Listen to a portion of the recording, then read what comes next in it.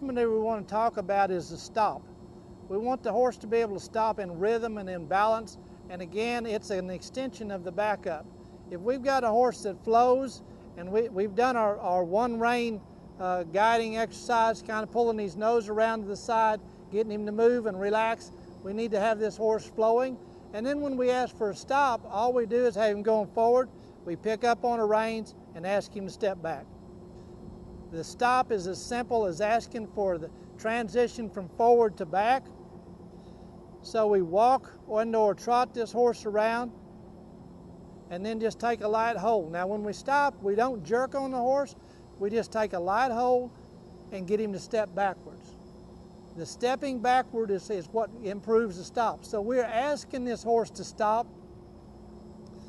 by simply putting a little bit of pressure on his face. We don't tell him to stop. So we ask him quietly, whoa, and get him to step back.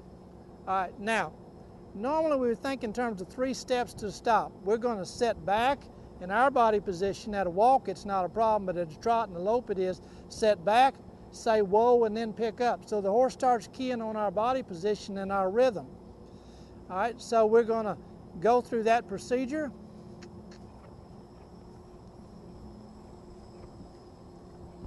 We're going to set back, whoa, and pick up, and let the horse come down to a nice soft stop and back him up. Now, if the horse pulls on our hands and does not stop well, what we're going to do is take hold of his face, use our legs, back him up a little harder as a punishment. That's what makes him want to stop a little bit harder, so that when we come up and we ask that stop, he starts thinking about getting in the ground and backing up. So there's where our softness is going to come from. Remember, sit down, say whoa, and pick up with your hand and ask the horse to stop.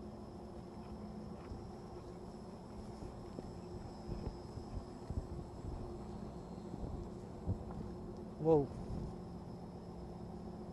All right, the horse is anticipating to stop a little bit, but just letting that horse find the stop. Now, Cleve, you want to try that? We're going to have Cleve lope around here a little bit, or trot with a young horse, and try to stop, and ultimately you get a chance to see a horse maybe doesn't stop quite as well, and we're going to back him up to try to soften him up and get him to improve a little bit on his trot, or on his stop rather.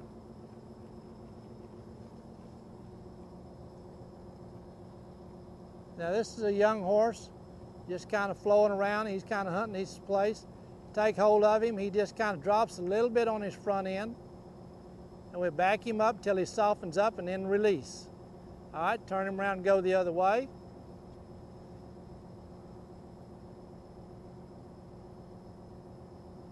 And we ask him to move again. Young horse kind of still finding his way, so he's not quite square on his circle. And then we'll ask him to stop. Now he gathers up reasonably well, gives us his nose, he backs up, starts getting soft. He'll just keep getting better and better and better at that as he moves along. Now, when we get to the advanced stages, we're going to ask the horse to move a little faster and stop a little harder.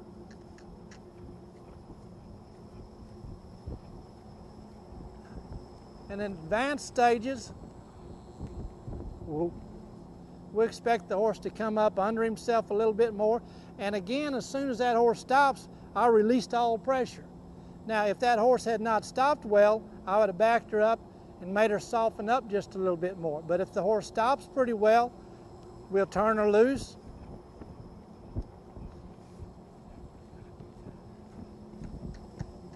Whoa. Now, she didn't stop quite as well that time, but I don't want her to get stiff in her front end, so I let her loose and then back her up. Just keep softening her up, letting that stop happen. Again, we're not jerking the horse to make them stop. We just take hold of them and let them find it in that rhythm. If they find it in that rhythm, they'll get better and better. And if they have a natural aptitude toward it, they'll just keep getting better at it. All right, so we've got the back up and the stop. Those are the basic principles of getting the horse light, getting the horse where they'll give their face. And then ultimately, the backup, see in the backup you see this horse really giving their face.